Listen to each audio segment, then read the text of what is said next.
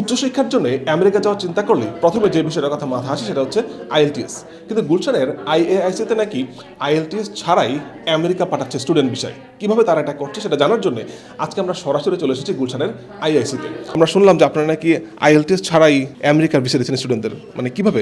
একটা টেস্ট নিচ্ছে, আমাদের নিজস্ব একটা টেস্ট আছে, সেটা অ্যাটেন্ড করার পরে আমরা একটা সার্টিফিকেট দিই স্টুডেন্টের, তাদের যে এক্সামটা নেই সেটার উপর বেস করে আমরা একটা টেস্ট দিই, স্কোর দিই, স্কোরটার উপর বেস করে আমরা অ্যাপ্লাই করি, তারপরে স্টুডেন্টের ভিসার যে কাজগুলি আছে সেগুলি কমপ্লিট করি। ওকে, সেখানে কোন কোন ইউনিভার্সিটি আছে? পাবলিক ইউনিভার্সিটিগুলি চেষ্টা করি, পাশাপাশি প্রাইভেট ইউনিভার্সিটিতেও আমরা চেষ্টা করি ইউএসএতে। আপু এখানে কি ভিসা প্রসেসিং এ কাজ করছেন? জি। ভিসা প্রসেসিং এর বিষয়ে আমরা জানি যে অনেক কিছু কিন্তু দরকার হয়, যেমন একটা ব্যাংক স্টেটমেন্টের দরকার হয়, যেটা অনেক গুরুত্বপূর্ণ একটা বিষয়। এটা যদি হচ্ছে কি কোনো স্টুডেন্টদের নিজেদের থাকে, তার স্পন্সরের নিজের ব্যাঙ্ক অ্যাকাউন্টে থাকে, সেক্ষেত্রে সে সেটাও ইউজ করতে পারে। আদারওয়াইজ তাদের যে কোনো সাপোর্ট যদি ব্যাঙ্ক স্টেটমেন্টের থেকে আমাদের জন্য দরকার হয়, আমরাও তাদেরকে সেই ব্যাপারে হেল্প করে থাকি। ফার্স্ট ব্লাডের এই ব্যাংক স্টেটমেন্ট না থাকে সেই ক্ষেত্রে কি সম্ভব আপনাদের তরফ থেকে কোনো হেল্প করা? আমাদের মাধ্যমে আপনারা ব্যাঙ্ক স্টেটমেন্টটা নিতে পারবেন।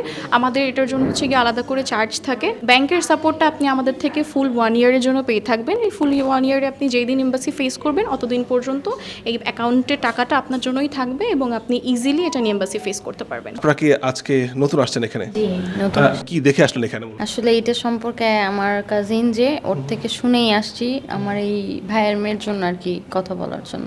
এখানে যেটা দেখলাম যে আইএলটিএস ছাড়াই মানে ইউএসএ যাওয়ার ব্যবস্থা করছে ওনারা, এই সম্বন্ধে আপনারা কি জানেন? কথা বলেছেন ইতিমধ্যে? মাত্রই আসছি, যতটুকু শুনে আসছি আমার বোনের কাছ থেকেই শুনে আসছি, বাকিটা আজকে কথা বলে জানবো আর কি। আপনি কি আজকে নতুন, কি কথা বলেন ওদের সাথে? আজকে তো ফার্স্ট টাইম আমি জেনে আসছি, এক্সপিরিয়েন্স আছে যদিও, আজকে আর একটু ভালো মতো জানা হবে। আইএলটিএস দিয়েছেন এর আগে? নো ভাইয়া, আইএলটিএস দেওয়া হয়নি, কিন্তু আইএলটিএস ছাড়া যে যাওয়া যায় এই বিষয়টা এনশিওর কতটুকু পেলেন? এই বিষয়টা আসলে আমি শুনেছি, বাট এখান থেকে আজকে আরো ডিটেলসে জেনে যাব।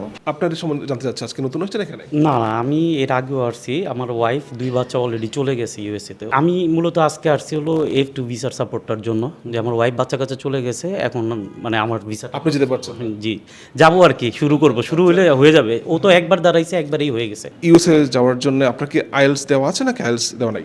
না, আমাদের আইএলস দেওয়া নাই। এখন আমরা উচ্চশিক্ষার জন্য ইউএসএ যাওয়ার জন্য ট্রাই করতেছিলাম। তো আমরা এটা একটা বিজ্ঞপ্তির মাধ্যমে জানতে পারলাম যে এখানে আইএলটিএস ছাড়া যাওয়া যায়। আইএলটিএস কথা বলেছেন ওনাদের সাথে? না, বলবো, এখন বলার জন্য আসছি। আপনি কোন দেশে যেতে চাচ্ছেন? ইউএসএতে?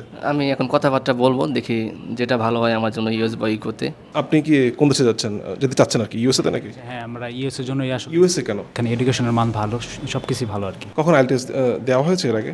না, আইএলটিএস দেওয়া হয় নাই, এই জন্য মূলত এই জন্যই আসা যে এখানে আইএলটিএস ছাড়া যেহেতু যাওয়া যায় বা পসিবিলিটি আছে এবং স্কলারশিপের মাধ্যমে অ্যাপ্লাই করা যায়, তো সেই জন্য আসলে মূলত আমাদের আসা।